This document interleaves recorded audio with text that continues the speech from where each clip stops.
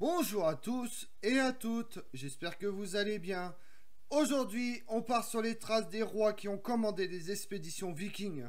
Si l'histoire a tendance à dépeindre les hommes du Nord comme d'effroyables pilleurs, avides de conquêtes et de monstrueuses batailles, la télévision et le cinéma semblent aujourd'hui leur redonner une image plus proche de la réalité. Vous voulez en savoir plus sur les rois vikings? Venez avec moi. Les Vikings sont des guerriers sans peur, mais les empires n'ont pas été construits par des guerriers individuels. Les Vikings devaient former des bandes pour mener leurs raids et vivre en communauté pour protéger ce qui leur appartenait. Les dirigeants vikings étaient ceux reconnus comme les plus forts, les plus riches ou les plus intelligents, et donc les plus capables de diriger le groupe. Mais rester au pouvoir signifiait remporter des victoires, conserver sa loyauté et acquérir suffisamment de richesses pour les partager avec leurs guerriers, afin qu'ils ne commencent pas à penser qu'ils pouvaient faire mieux que leur chef.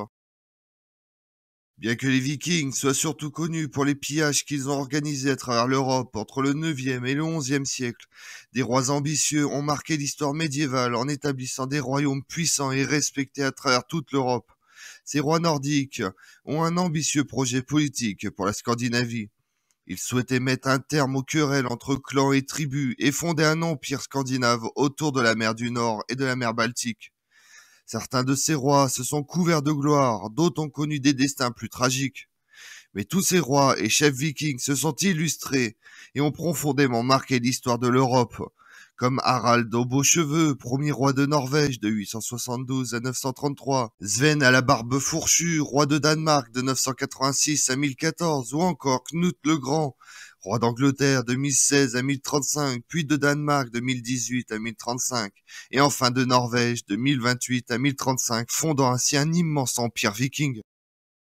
L'épopée des guerriers vikings est d'abord effectuée par des chefs solitaires, mais par la suite, les seigneurs vikings prennent les commandes.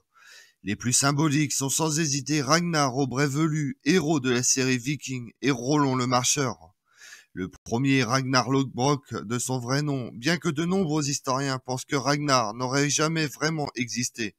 Les sources indiquent qu'il aurait régné sur la Suède et le Danemark entre 750 et 850.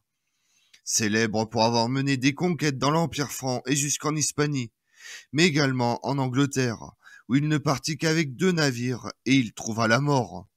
La légende raconte qu'il se serait battu avec 2 serpents géants et qu'il en est ressorti vainqueur grâce à un pantalon hirsute qu'il se serait alors confectionné pour se protéger, d'où son surnom.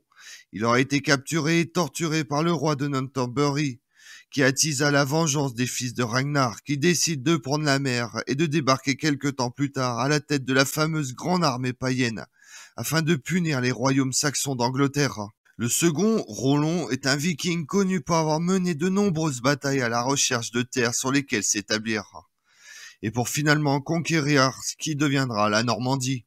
On dit de lui qu'il était si grand qu'aucun cheval ne pouvait le porter, et qu'il se déplaçait donc en marchant. La Normandie est un territoire stratégique. La Seine se jette dans la mer en passant par ces territoires. Au cours du 9e siècle, la Seine avait été empruntée à de nombreuses reprises par les Vikings pour mener des raids au cœur de la Francie. En 845, le célèbre Ragnar Lodbrok avait d'ailleurs emprunté cette même voie pour naviguer jusqu'à Paris et piller la capitale du royaume des Francs. En obtenant la Normandie, Roland devient immédiatement un personnage d'une haute importance.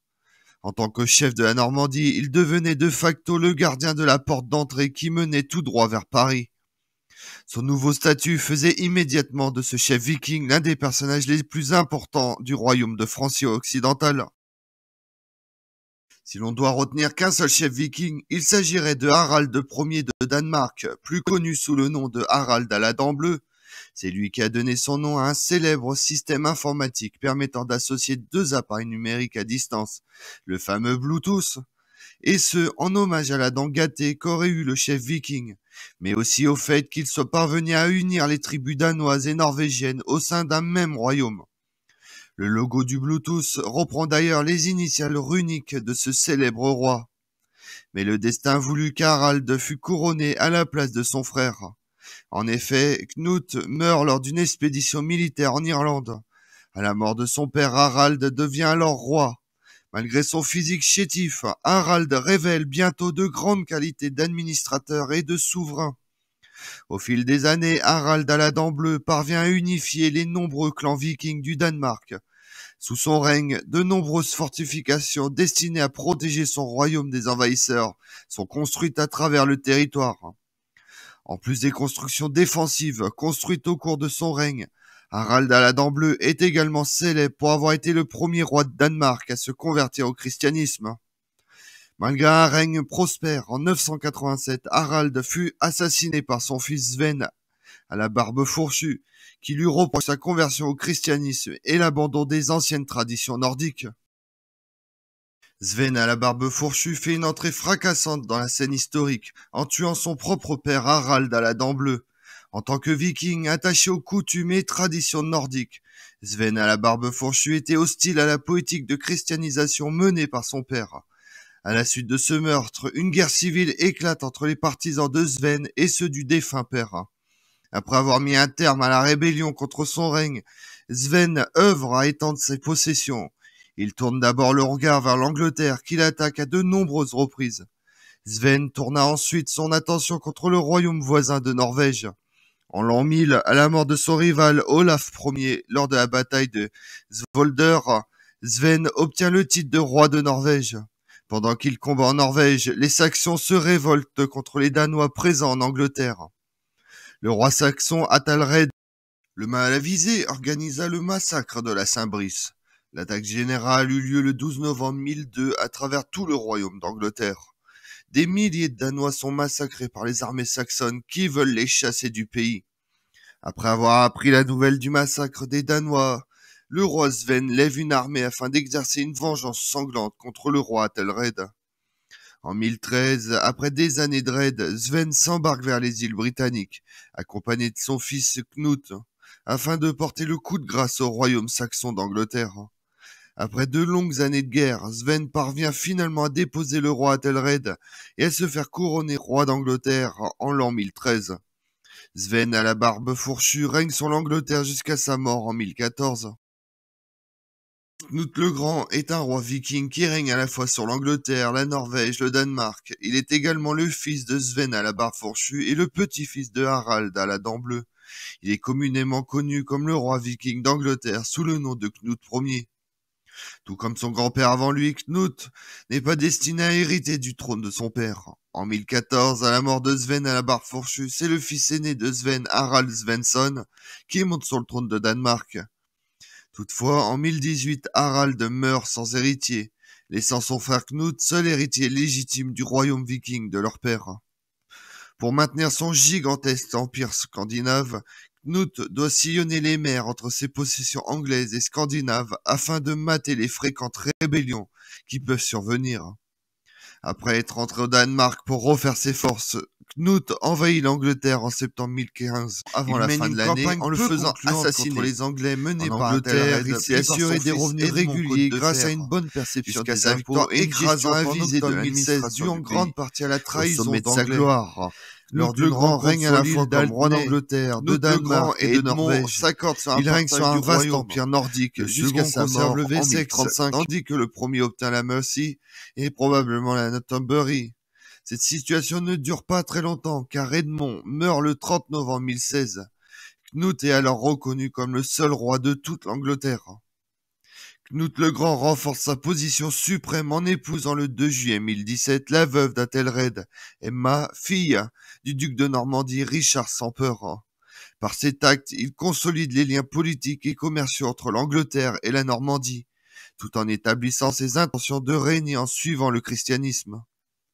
La même année, il procède à une division du royaume en 4 grands comtés, le Wessex qu'il se réserve, l'Est Anglie qu'il donne à son second fils, la Mercie qu'il laisse au traître anglais et la Northumbrie qu'il donne à un jarl norvégien.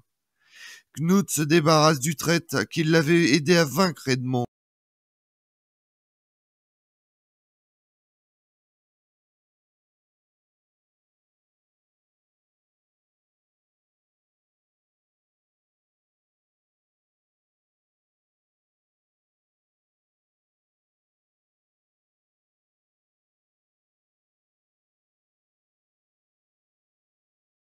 Harald Hardrada est né vers 1015. Ce roi scandinave est souvent considéré comme le dernier roi viking. Il règne sur la Norvège entre 1046 et 1066. Le parcours de ce souverain viking est un véritable récit d'aventure qui le mena de Norvège jusqu'en Grèce en passant par la Russe de Kiev. Ce récit commence lorsqu'il est âgé à peine de 15 ans. Il est contraint de fuir en Ukraine à la suite d'un coup d'État raté organisé par son demi-frère Olaf. Ce dernier souhaitait s'emparer du royaume de Norvège qui était alors gouverné par Knut le Grand. Le jeune Harald est alors accueilli en Ukraine à la cour du grand prince Yaroslav le Sage. Au cours de son exil, le jeune Harald est recruté par l'empereur byzantin pour intégrer la célèbre garde Vareg, l'unité d'élite de l'Empire byzantin. Au sein de cette unité, Harald combat les Arabes en mer Méditerranée et au Proche-Orient. Harald combat également en Sicile auprès d'autres compatriotes vikings originaires de Normandie, empêtrés dans des querelles dynastiques qui ravagent la cour impériale byzantine après la mort de l'empereur Michel IV. Harald réussit à s'échapper de Constantinople et regagner la Norvège après un séjour en Ukraine, où il épouse la fille de Yaroslav le Sage. C'est en 1066 qu'il participe à sa dernière campagne militaire. À la mort du roi d'Angleterre, Édouard le Confesseur, Harald rassemble une flotte et débarque en Angleterre pour revendiquer la couronne et tenter de reconstituer le grand empire de Knut le Grand. Son plan, qui vise à le faire couronner roi d'Angleterre, ne se réalisera jamais. Quelques jours après s'être débarqué sur l'île, Harald meurt le 25 septembre 1066 lors de la bataille de Stamford Bridge, après avoir reçu une flèche dans la gorge. Après cette défaite décisive, plus aucun roi viking ne tenta de s'emparer de l'île de l'Angleterre, et les raids vikings sur l'Europe cessent définitivement. Avec la mort d'Harald Hardrada, l'ère des vikings prend fin. Comme on l'a vu, de nombreux chefs et rois vikings ont forgé la légende. Évidemment, il y a eu de nombreux autres chefs nordiques qui ont marqué le cours de l'histoire. Ils ont tous eu un impact sur leur époque. Certains, comme le roi Ragnar Lodbrok et ses fils, ont eu un tel impact que des séries télévisées ont été réalisées pour raconter leurs exploits. Je vous remercie d'avoir suivi cette vidéo en ma compagnie.